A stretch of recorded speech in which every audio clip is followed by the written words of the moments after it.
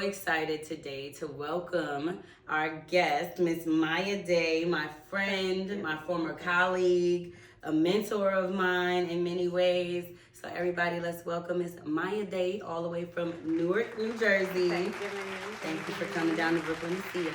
Of course. So I want to just jump right in.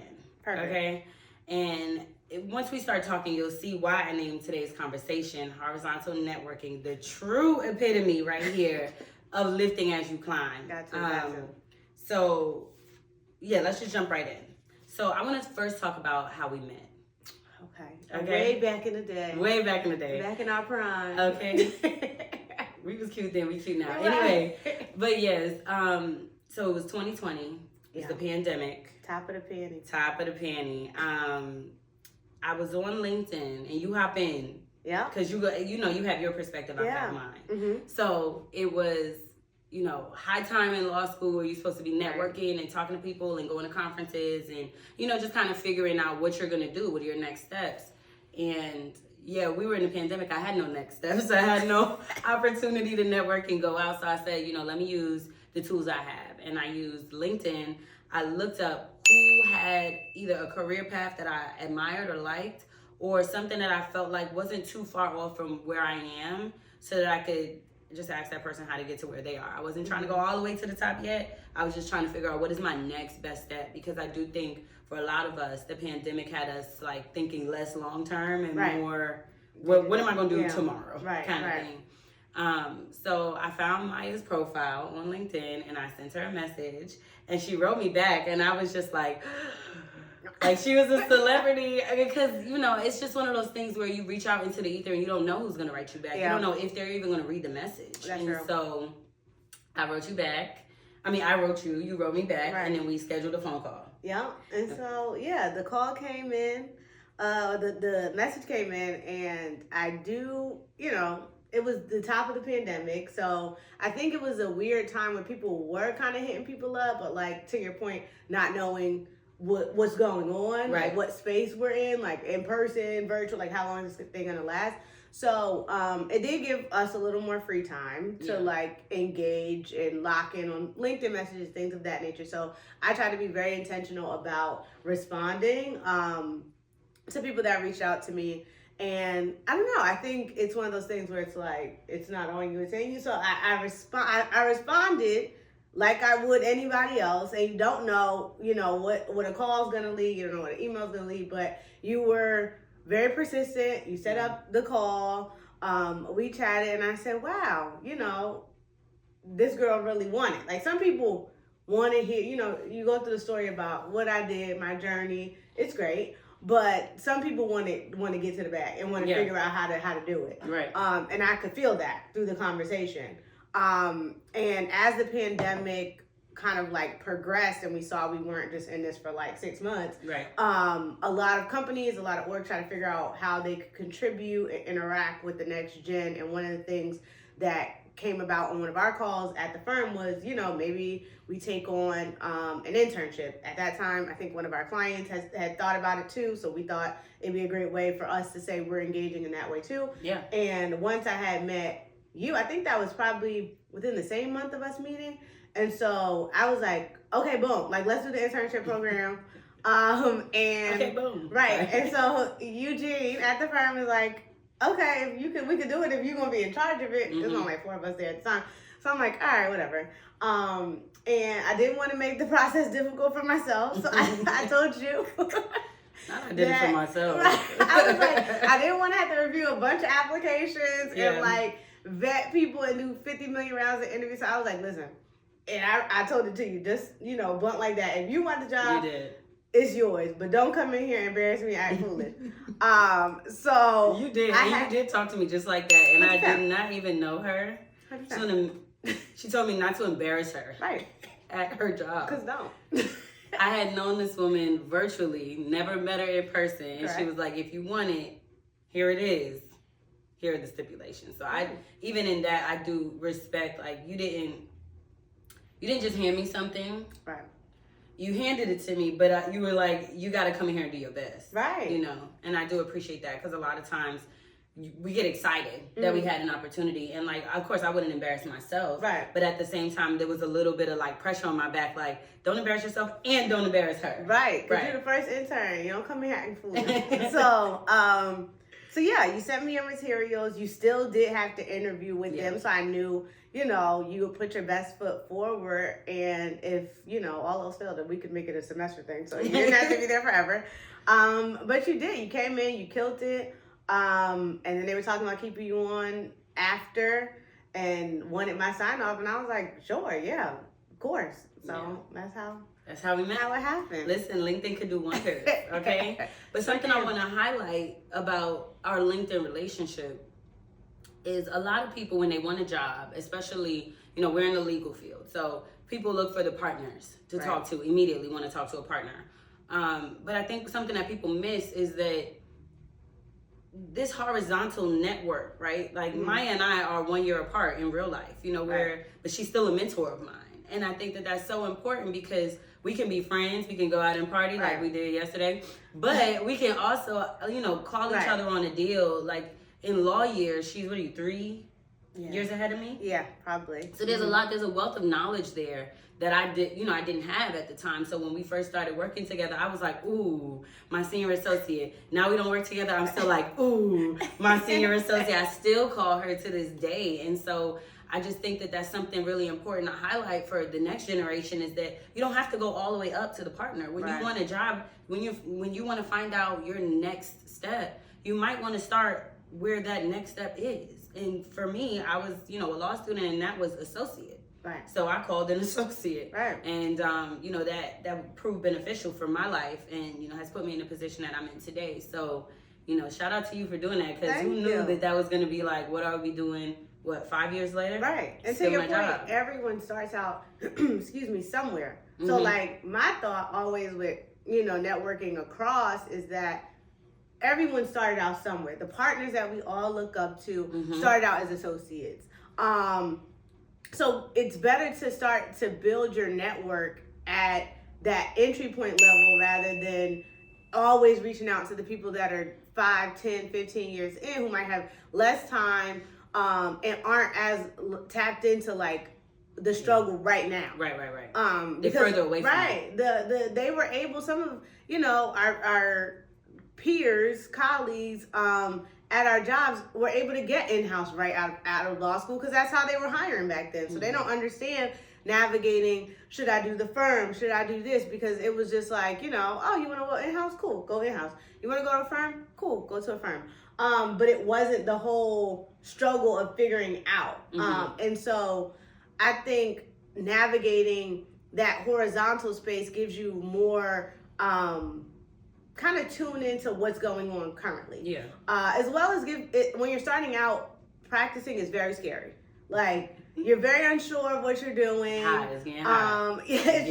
To this day, you know, you're always learning. So it's very scary starting out. So networking across allows you to understand who you're doing deals against, because honestly, the partners, great, but the people that you're doing the deal with is usually an associate. We're doing the hard work and the day-to-day stuff. So I think in networking horizontally, I was able to close deals with my, you know, peers, people I graduated with quickly, which looks great to any partner, any, you know, boss or manager of that nature. And it just makes your life easier. So I think anybody that you talk to or connect with now, we are the next, you know, the next CEOs, the next general counsels, the next everything. So why not start early? Right. Okay.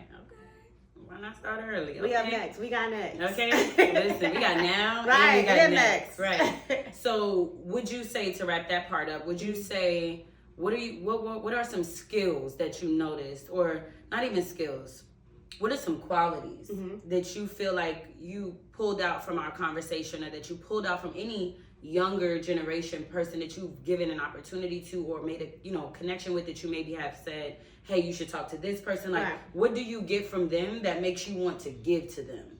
That makes sense? Not asking for things. I think a lot of people come to you and want to know. Of course, I don't have a problem sharing my story, but it's generally at the end of the conversation, it goes to, well, can you review a resume? Can you slide my resume up high? Like, I feel what connected or what I noticed about our first interaction was, how can I help you? And I think naturally, if you're dealing with somebody that's of kind spirit, you want to help somebody else out that's helped you out. So I remember at the time it was the SAG, I think, return to work order. And I did not have capacity or time to like read through that long thing and digest it. And the partners at the time at the firm were asking for like, summaries. And I'm like, okay. And you mentioned you worked at SAG. So I think in that conversation, I mentioned that and you were like, oh, I'll do it. Like, I'll send you a summary. So that was one thing that I didn't have to worry about, made my life easier.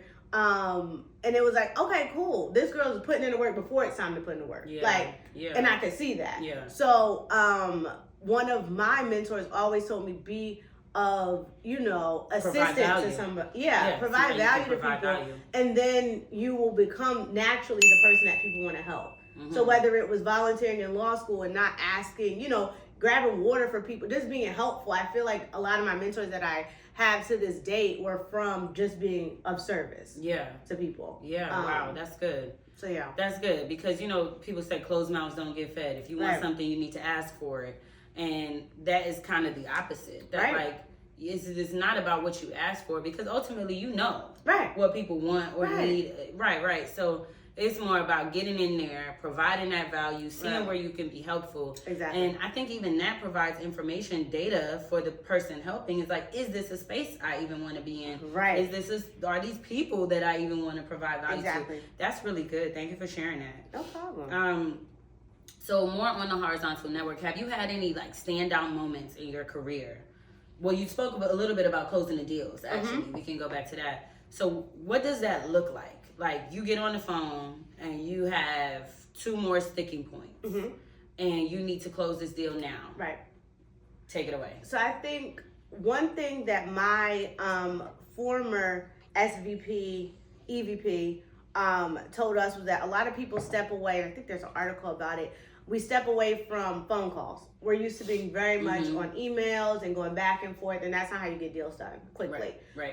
So when I'm under a time constraint to close a deal, my thing is to get on the phone, let you know what I'm coming with. So like high point deal points, money, credits, options, things of this nature. So we can get, if we're not aligned on that, I'm not arguing with you over required material. Like, I need to know the key deal points here so that I can go to my client group and say, we're aligned here, we're not aligned here, from a high level. So leveling that out from the beginning is my key. And then once we go back and forth, of course, if we align there, then we can get to the paperwork. I can draft it, you can come back to me, we can discuss, other things back and all that great jazz, and see what we can do there. But it comes down to what is a make or break for your client to do this deal, and the why.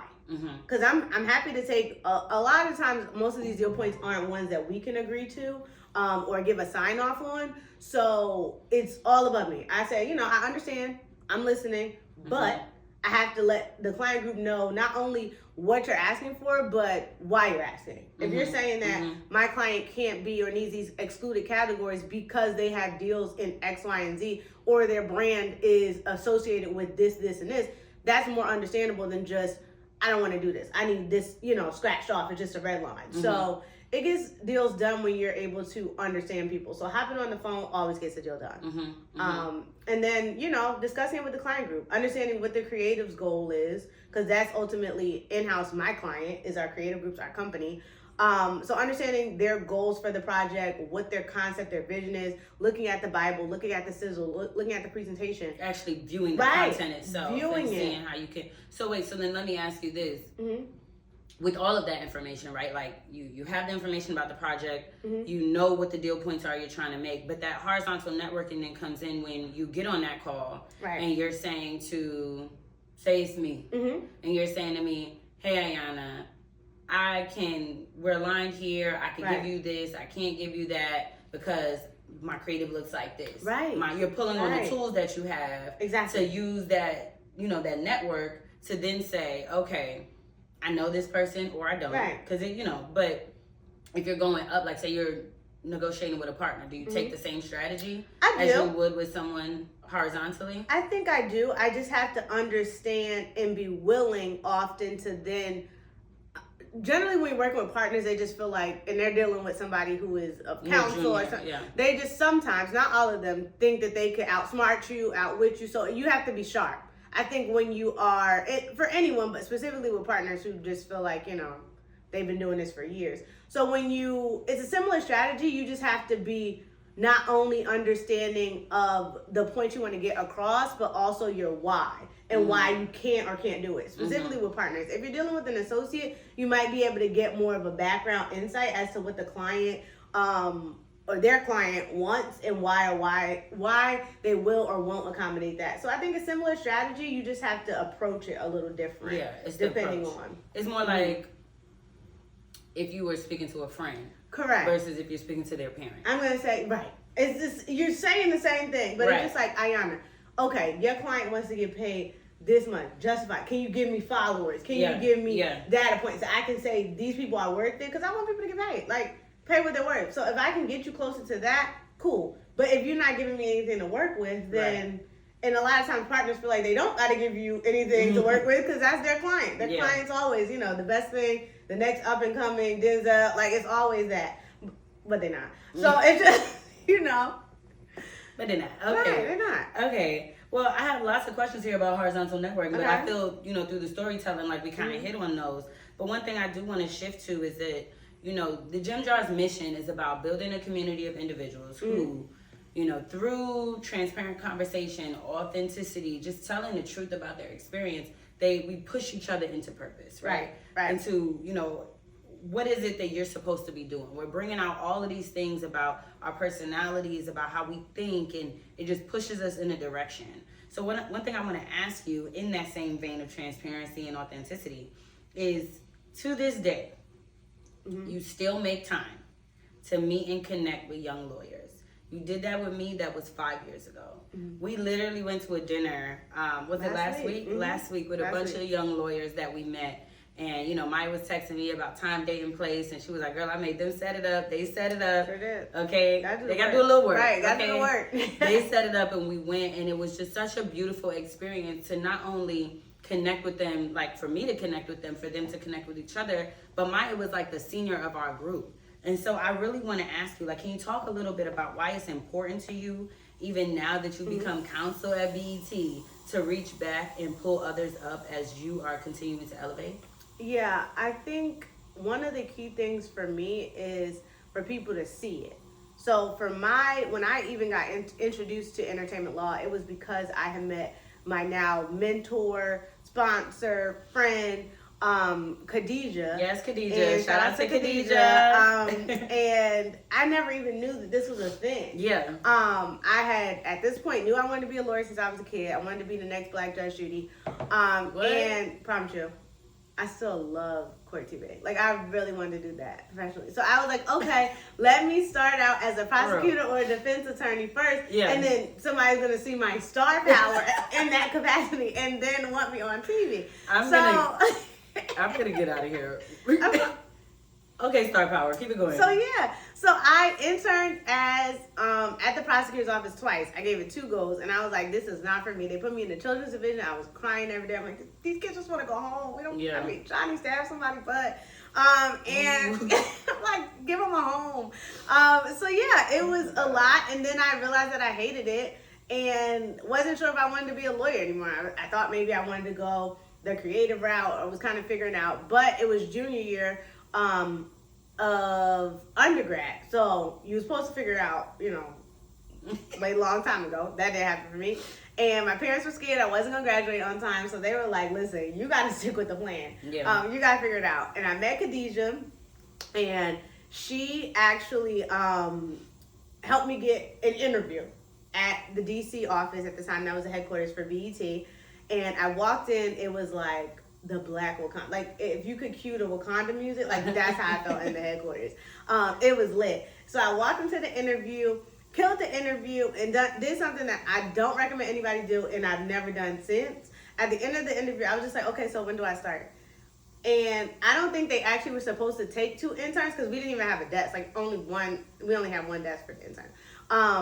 And the lady was just like, "Okay, you could come on Monday," and I'm like, bet I'll be here. And wasn't smart. Goodness. Do not recommend. But when do I start? Y'all? I was led in the spirit. When do I start? Period, because you killed it. Right, I knew. Like she was vibing, I was vibing. She was asking my schedule. I'm like, Monday. Like it was Friday. I was ready to start on Monday. So, so yeah, it was a good time, and yeah, I forget what we were even. Okay, wait, no. The question about. is, can you talk about why it's important to you now? Oh, why it's important? Because without Khadijah, I wouldn't have saw. Like I didn't see what an entertainment lawyer was. Like right. I didn't know about it. So I think my biggest give back tool to any lawyer, young lawyer, law student is to be seen. Yeah. Like so for them to see me in this space to know that they can do it. Like, right. Because if you don't see something, it's hard for you to figure it out. Right. People can talk about being TV lawyers, film, but if you don't, you just see a credit on TV and are trying to figure out how to make it happen. But if you see me showing up in my authentic self, then you say, oh yeah, that's real for me. Yeah. Yeah. So. And I think that's good too, even for our relationship, because the first thing I said when I did the LinkedIn search was, who's doing what I want to be doing? Right. And I put in like entertainment lawyer, television, film. I don't even remember my whole search, but it was just like, this is what I want. And I went through pages and pages and pages of people. I saw a lot of music on there. Yep. I saw a lot of like clearance folks, like contracts and, you know, just doing like little things. Right. And then I came across your page and I was like, oh. And my dream at the time was like, I want to work at Paramount. I want to work at Paramount. And so just seeing kind of your trajectory, the clinic that you were in, like just little things that you had done, I was like, well, that aligns. You were in the clinic, so was I. You did this. Okay, cool. And I was able to kind of put the pieces together. But to your point, because I saw what you did and that it was possible, I was like, oh, like, if she went here and did this and then did that, I went here and I did this, so I could do that. Right. Exactly. Right. So yeah, I think that's really great. Gotta be seen. Yeah, you gotta be seen. And I think getting to the heart of like why it's so important to you, and correct me if I'm wrong in this, but you feel like it did something for you emotionally to have seen Khadijah. Correct. Also financially, and it changed your life. That's what you do now. But I'm saying like the emotional touch point is that it changed something for you. Right. To be able to I see knew I yourself could do different. It. Like, I thought, you know, if I could merge my love for the law with TV and film somehow, that would be the way to do it. Yeah. Never thought that everything I'm seeing on TV has lawyers. So when that thought came to be, and then I saw her, I was like, oh, bet I found what I want to do. Yeah. And then when she allowed me, you know, the opportunity to interview, and I saw every day going into my internship, people doing exactly what I wanted to do in places that I wanted to be, I was like, it's possible. Yeah. And if I could see it, there's no stopping me. Yeah. If you can see it, you That's can be it. it. That's it. If you can see it, you can be That's it. So would you say for any, not even just young lawyers, but any professional, that it is imperative that they have a mentor? I think you would be doing yourself a disservice if you don't. I think it's important because we don't know the ins and outs of a lot of this. We're all learning. So I think I don't make a move in this legal space, whether it's jobs, whether it's anything, without consulting people that I think have been there, done that, or just have a better understanding of what's going on. So I'll pick up the phone and call Khadijah to this day. This is going on at work. What should I do? How should I handle it? When it came to switching jobs, I wasn't worried about the salary because I knew Khadijah had already worked there. So like she could give me insight on what the cap is to help me negotiate more money. What you don't know often, a lot of our people don't have access to is understanding like caps and how corporate structure works. So what she helped me understand and the importance of was maxing out at my salary cap at the starting level so that I wouldn't be thousands of dollars behind. Because if you don't negotiate that at the start, it's harder once they got you in there already. So she had to make sure that wait. We be behind. Let's roll that back. Are you telling me? No, tell me what you're telling me.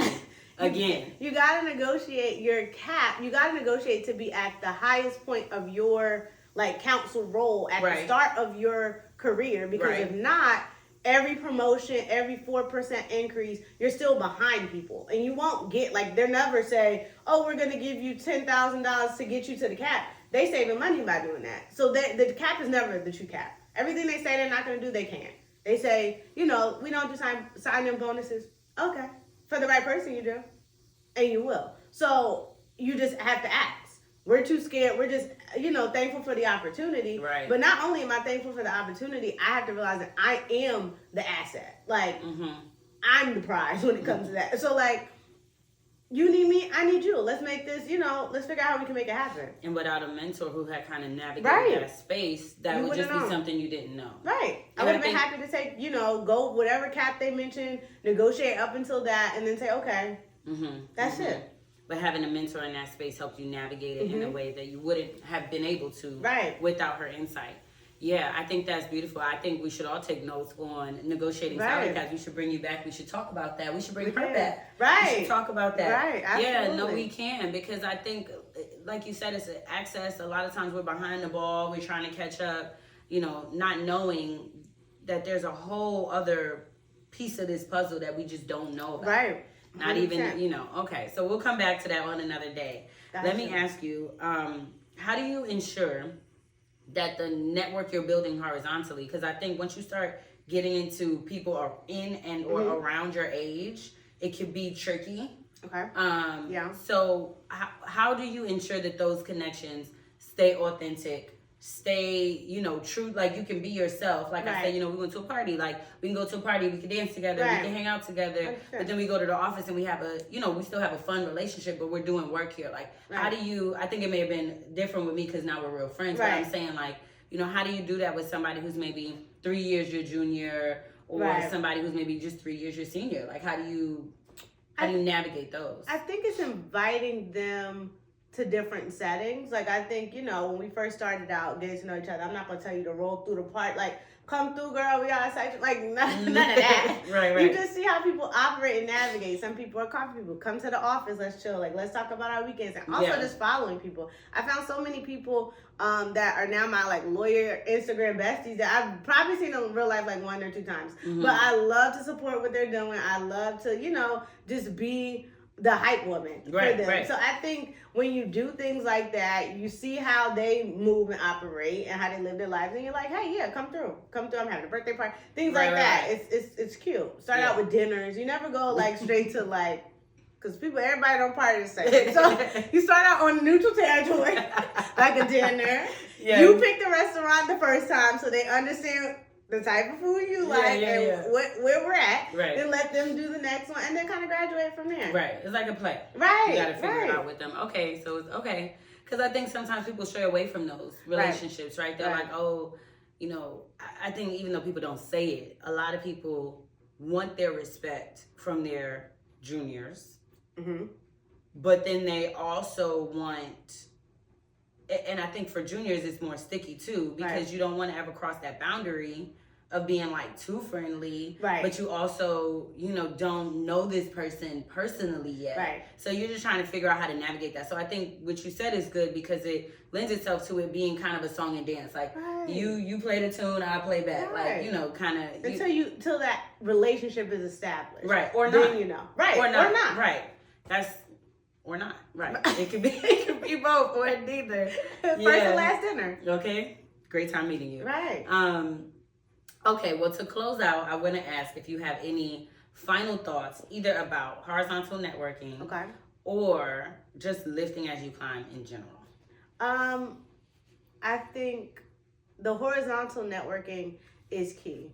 Again, to my earlier point, the same people that we're sitting across from in law school, like that's when you can honestly start, because we're all about to graduate. Right. Those people will be the next. Yeah. So you have to think ahead. And the horizontal, people think the thinking ahead is navigating the partners and getting to be there. But the true gems of it all is getting in with the people before they become, Right. So that's the key to horizontal networking is getting ahead of the next. Right. And so it's important, and you have to make time for it. And then in terms of lifting as you climb, lifting as I climb, it's just important for people to see you and your authentic self. I never come across, and that's why I don't do. People will call me, "Oh my God, Miss Day, counselor." I'm like, you can keep it cute. It's really mine. Like, and I'm the same way I'm gonna talk to most of y'all. It's the same way I talk to people who hit me up, because. Right. I'm a person at the end of the day. Like, it's great. The titles are great. What I do is cool, but it's not a complete package of me. Right. So lifting, one of the reasons why lifting as I climb is important for me is to show people that a girl from Newark that used to catch the 31 bus, who, like, you know, 31 bus, the 31, come on, shout out to New Jersey Transit 31 bus. You can be this. Yeah. And ensuring that no matter what space I am, if I'm the first, then I'm damn sure not going to be the last. Right. So yeah. I did that 3B. I made sure that even though I was the first, you were up next before I left out that door. Yeah. So that is, you are the epitome in the work product of lifting as we climb. Yeah. It's crazy. It's crazy to think about that. Like, questions down, cars down. It's crazy to think about how your life could be different had you not met this person, or had you not had certain opportunities, and so just from the bottom of my heart, I do always thank you. Thank you. Always. And I always mention you in my story. Yeah. It's important because what people, I think, miss a lot of the time is just, like you said, we're people. 100%. So you took your time. You could have been doing something else. You could have been talking to somebody else. I'm sure there are other young people who have impressed you, but you took your time and you put together something that the internship program, you put something together that actually changed the trajectory of my life. Yeah. And so I will not, It's okay. It's okay. I would be so remiss to not sit here today as, you're my first Gym Jar guest. We're moving into something new, friends. But you're my first Gym Jar guest, and I just did that very intentionally. Right. Because this is something new that, I'm starting for myself and to kind of lean more into my purpose. Right. And I kind of had a second where I had to look back and say, well, how did you get here? Right. Because sometimes what you do every day will remind you whether or not you're working in your purpose. Right. Like, part of that, right? Like, part of your whole person, like you said, and like part of it is like, yes, part of Ayana is a lawyer, but part of Ayana has these bomb conversations with people where I just wish that there was like a fly on the wall and I wouldn't even have to edit it and put it together. Like, these are things that happen in my normal life. Mm-hmm. And so I really wanted to bring people on who I talk to normally so it can feel organic and normal. And so I could do this crying that I do all the time. You together now? You together? Yes, no, I'm together. Oh Lord, because just until I get out of here, like, I be needing a tissue, or 2 or 10. But anyways, so thank you for being here. Thank you. I love you. I appreciate you always. Thank you guys for joining us this time. We hope that among these gems you find something that you need. As always, XOXO. Hey.